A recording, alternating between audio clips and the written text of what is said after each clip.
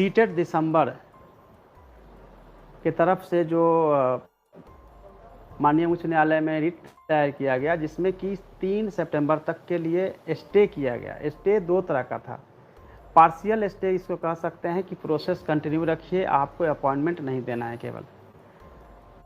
तब तक कोई समस्या नहीं थी, क्योंकि अपॉइंटमेंट नहीं देना है तो नियोजन की जो प्रक्रिया थी वो चल रही थी। मैंने पहले भी कहा था कि नियोजन ससमय होगा। उसकी वजह सिर्फ यह थी कि केवल अपॉइंटमेंट नहीं देना है तो नियोजन की प्रक्रिया पूर्ण कर लेनी थी, मेधा सूची तैयार हो जाती, सब कुछ हो जाता।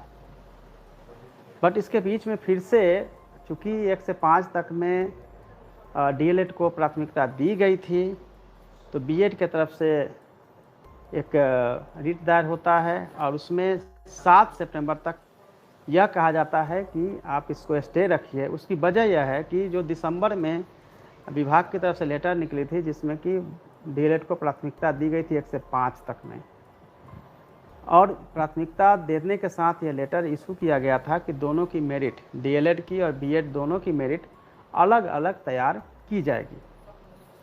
अब जबकि अलग अलग मेरिट अगर तैयार की जाएगी और उस पर अगर माननीय उच्च न्यायालय का स्टे आता है, तो अभी मेरिट तैयार ही नहीं की जा सकती है, क्योंकि यह डिसीजन ही नहीं हो पाई है कि प्राथमिकता रहेगी या नहीं रहेगी।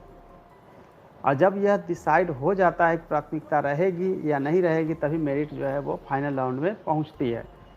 तो एक स्टे के बाद फिर दूसरा स्टे लगता है।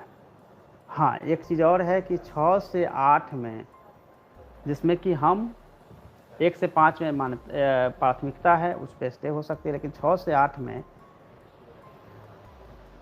पहले वाले केस के हिसाब से हम अपॉइंटमेंट नहीं कर सकते हैं, लेकिन मेरिट के लेवल तक या फिर प्रक्रिया को हम आगे जारी रख सकते हैं। तो 6 से 8 हमारे पास एक ऑप्शन है, जिसमें कि हम प्रक्रिया को आगे रखेंगे और विभाग द्वारा जल्दी ही लेटर इशू 14 के बाद में हो जाएगी। तो उसमें जो प्रोसेस बचा हुआ है, दावा पत्ती से लेकर नियोजन इकाइयों का अप्रूवल होना, ये सब तमाम प्रोसेस जो है ससमय पूरा करा लिया जाएगा।